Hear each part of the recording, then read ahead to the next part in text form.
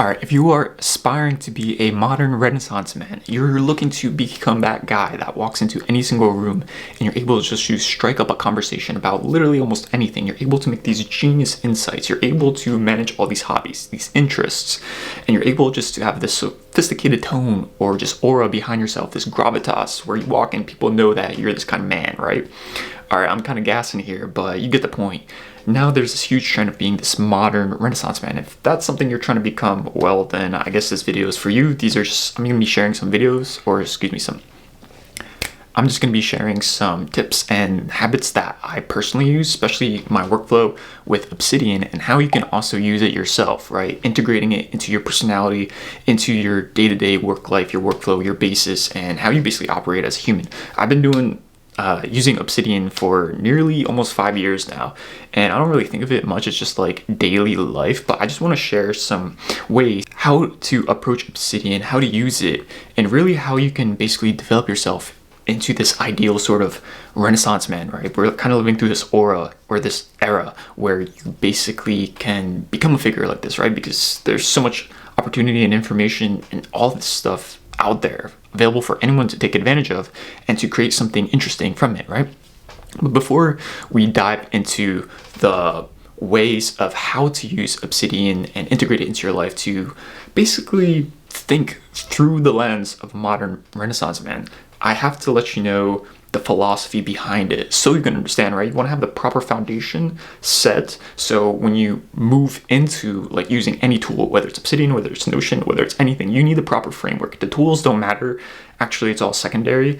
But what's really important and what's really got me invested more into this to like really develop my own skill and my ability to use consilience and synthesis to like do all these notes and like build this database. It's really important that you have the foundation in mind, and this is the foundation. I actually just finished this book recently, Nexus by Yuval Noah Harari. I'm actually a pretty big fan of his work, but this book is actually pretty important. And it's like I kind of knew it in the back of my mind, but basically in short, in like one sentence, the book all it really goes or just comes down to is just that information is not something in itself, right? Rather, information is the ability to make connections between different sorts of knowledge out there in the world. And for instance, like you're able to go into one disparate field and then make a connection with something else. That's basically called a network. And these information networks through history has basically brought humanity, evolution, life to its current standpoint in life. So your ability as a Renaissance man is really being this sort of nexus, right? This middle point between any sort of piece of knowledge out there in the world. And we're able to be this sort of nexus, this middle point, this node that makes all these connections. You're able to basically make different sorts of innovations, insights, bring pieces of knowledge together to create something innovative, something interesting, being able to spark conversations about anything. So by perceiving yourself as this sort of nexus, this node in an information network, right? Because all we really are as a society, as a community of humans in the world is really just a nexus, information network of different points of nodes in the world, which you can imagine every single human as a node. And you're basically bringing out these connections out of the world into yourself and then creating something from it, right? You're basically using this creative force within yourself as a human, as a God created person or whatever. And you're able to create these sorts of information networks and make them become more complex over time, bringing out new innovations, new insights, and creativity into the world. So that's the idea, the philosophy I want you to ingrain in your mind. So when you're going about this, it's really just this mindset you're carrying into your day-to-day basis. You're basically this node, you're this piece of nexus, and you're basically making these connections. And the more sophisticated your connections become, especially if you use tools like Obsidian or whatever it is, you're able to develop your sophistication as a human, your intelligence, and your value into society, into the world. So that's the basically mindset. Now let's get into my Obsidian. I'm going to be sharing things fully transparent, how I'm going about it, and basically how you can use it yourself to basically develop this habit of becoming a Renaissance. In as little as 15 to 30 minutes a day. Honestly, you don't have to even think about it that much. I barely even think about it, but the longer you do it, you eventually see it just becomes something integrated within your life. So let's get into the computer. All right, we are in the computer. So this is basically my Obsidian. And the thing is here that this took me basically like 2 solid years to develop, right? I've actually went through multiple Obsidian databases, I think 3 to 4. And the most important thing at its foundational root is you're able to basically create something where it has a proper structure, and you're basically building off the structure. Because if you come in and you're not using a proper structure, well, you're basically screwing it up in the long run, and it's just going to make life so much more difficult. All right. So if we're actually going into the actual database, right, you basically want to create a proper structure. Now, I'm using one of the structures from, I forget what this guy is, but he looks like an alternative version of Elon Musk, and he's into productivity. So I think I'm using, I think it's called the para method, right?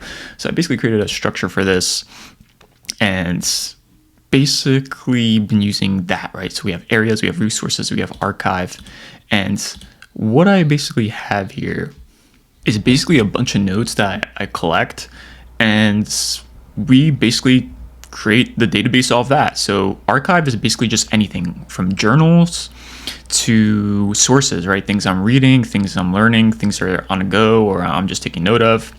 Resources are things I actively use. So for instance, some of these here, I actually might have to categorize it, but these are basically like interesting things I have in my database. So discoveries I'm making, a place for spirituality, like random nodes that I have no idea where to categorize it, so I just toss them in there. I also have like this thing called Tribe of Mentors, people I look up to. Some of these things I have to actually fix in terms of categorization, but don't mind that. Treasures are like unique Pokemon cards or like Yu-Gi-Oh cards I find. So like these are like awesome encounters I find in life, and I just want to like, let's say I have to pull out a quick card, right? So this one, for instance, is like a sort of mental model I guess you can use called Solomon's Paradox, where we basically give better advice when we speak from an outside perspective ourselves. So this is something this guy named Alex Ramosi uses. So I created basically my own, like a highest version where like I can consult him. I have other ones where like there are like these like interesting rules. I have basically all of these different like things I come across in life, and I basically store it here, and it's kind of like unique cards I can pull out and just use whenever I want. Then there's also like unique thinking tools. So like, let's say I need to create like a project or something like that. So I have like basically these templates and these frameworks of like how I can create these things. And these are all basically like frameworks and stuff you can use in order to create ideas, right? Find innovation, whatever, like Scamper's like a method to like get more ideas and stuff like that. So something I use here, MOCs or maps of content, I think it's called. I basically create these like, once your database really starts becoming very sophisticated, you want to create like a ordered hierarchy of basically things, of nodes, where it can, I guess you can say, be the centralized nexus or the node for whatever idea or whatever you're working on.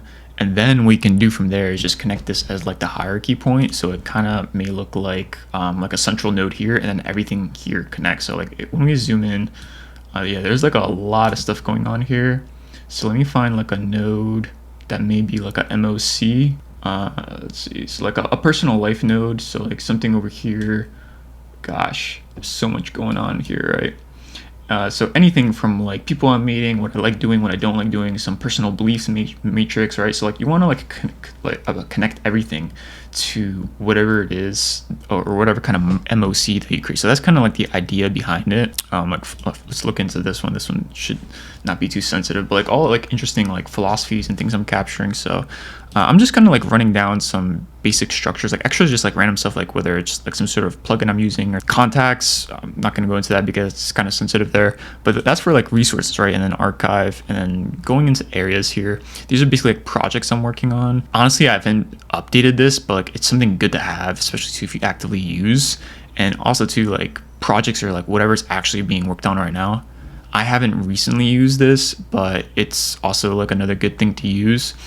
So if like you want to be very categorized or organized with your Obsidian, personally I don't find much value in it. I just think it's good to have, and like let's say I am doing something heavy in my Obsidian, definitely good to use.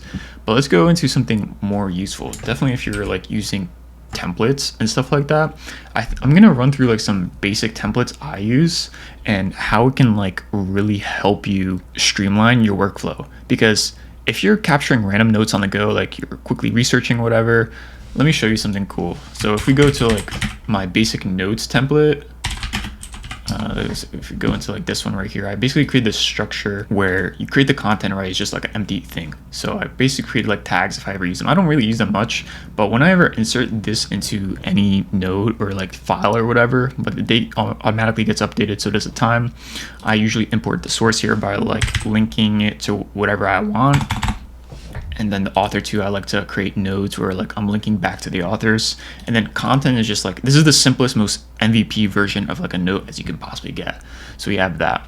And then hold on portal is actually something unique I came up with. Basically it's like a way the universe works. I'm not gonna dive too much into it, but you can kind of look at the hold on as like, okay, like does this note connect up like in a hierarchy, or is it like a micro version of something? Is it a macro version of something? And then you want to like sort of have like a sort of mental model for how to actually work through your nodes. So up, if I'm trying to go up in nodes, so like let's say I'm doing something within philosophy, so like Stoic philosophy. Okay, so if this note is about Stoic philosophy, then the up note right here might be in general for Stoic philosophy, right? And let's say if I want to connect this to something down, right? Okay, so let's say this note is about Zeno, the philosopher, and down I can actually connect something about one of his, I guess you can say like rules or something that's practical. Inward is something more in depth about like this sort of file. Outward is something that's potentially adjacent, and I want to make like a reference or connection to it, right?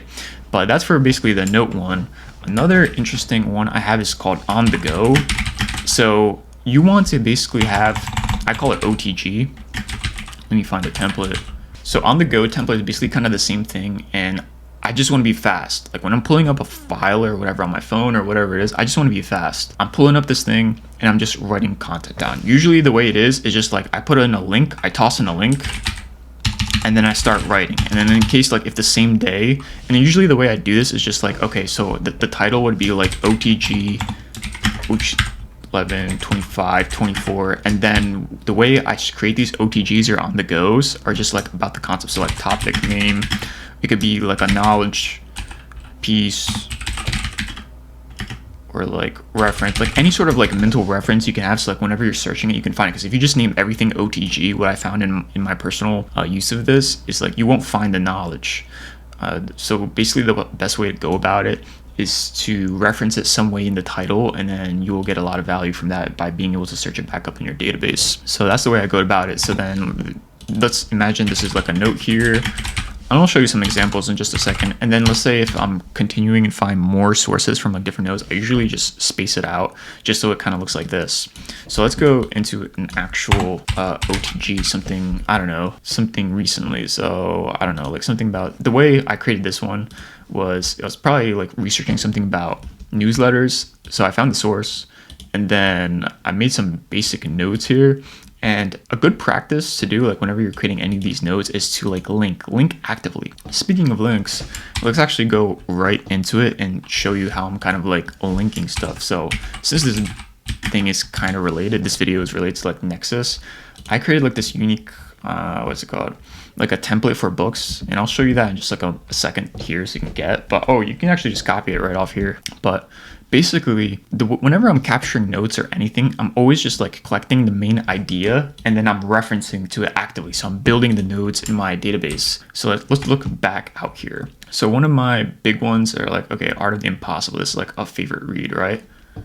So whenever I'm doing these things, like I'm actively always linking. I'm actively always linking it to like different nodes in a network. So like I can look at, oh wow, there's like so much I can speak on here, right? Especially too if like I kind of like look through these. But that's basically how like this book would look. If we were to find this somewhere in the database, it would kind of look like this. It's like linking to all these things. And if I open like a local graph view, so if I open up the local graph view, there's like a few nodes that are connected, some that have already been created and some not.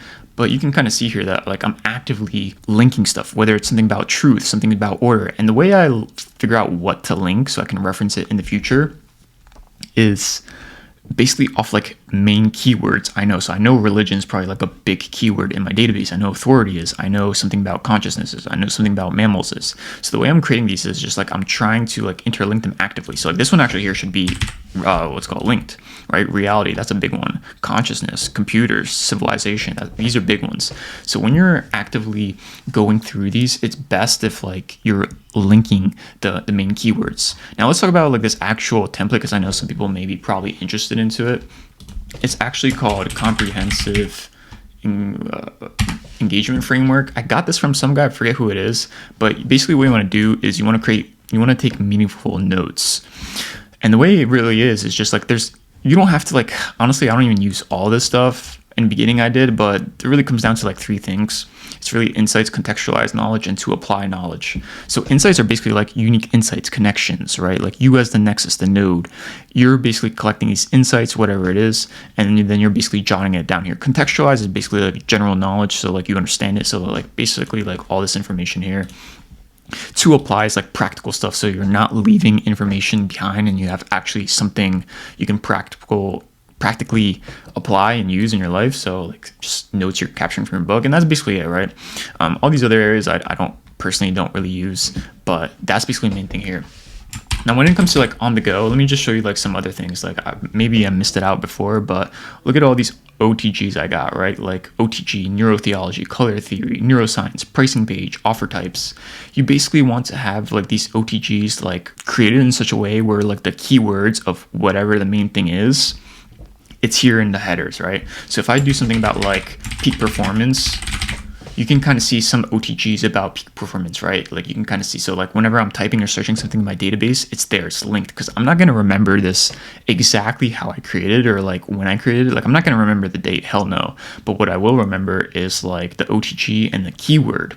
So you basically want to structure and create your database in such a way where you can easily recall it and come back to it whenever you want. And just a good rule of thumb is whenever you're creating any piece of knowledge or like node in your Obsidian, it's really about finding things where, or just like thinking through your database where you can easily interconnect or connect stuff in the future. So if I know I'm reading something about talent, then like let's open this up real quick. If I know I'm reading something about talent and I'm making notes, I want to actively, again, link back the main keywords to other notes. So like in case I ever need to like zoom out and like research a topic, write a paper, or like I guess you can say like make a video about, or like learn something more about whatever, it's all here, it's all connected. And the bigger these nodes get, look how enriched it becomes more enriched, and you have more context to contextualize your piece of information from. So basically, like as a whole, this is basically my brain, right? It's my brain, it's how my brain works. And what you're doing here on a micro level, like with this tool, is you're basically replicating your brain. And when you're replicating your brain, you want to have a unique structure to it. So now this video really isn't about the structure. It's really more about like the thinking process, the framework, and kind of how I'm going about it from a high level standpoint. And if you're interested in learning exactly how I do it, just let me know. I might create a video about it in the future. But really what I want this video to be is to know and understand how the process goes. And that's basically it for the video. This video is more about like adopting the philosophy and the framework for how to actually use Obsidian. And then when you're able to like adopt the right framework and like put it into like a tool or whatever, like your second brain, you're basically creating an extension of yourself. And the reason why we want to have this is because like when we have like a tool where we can offload a lot of the cognitive load onto something, you're more free to actually behave as a sort of nexus in this node in the world. And you're able to like make these connections, these insights. Now, this video wasn't really about how to use Obsidian, but more so about adopting the framework, the mentality, and going into these tools with like some of these like general principles that I applied here, so you can go into basically any room. You can be a master at your field. You can bring out these crazy innovations, this genius within yourself that everyone is capable of bringing out, and then apply it into the real world. So I hope you got value out of this video. If you want something more interesting or something more specific about this topic, like how I'm actually going about the structures or whatever, then just let me know. But other than that, like I hope you got a lot of value from it, and see you in another one.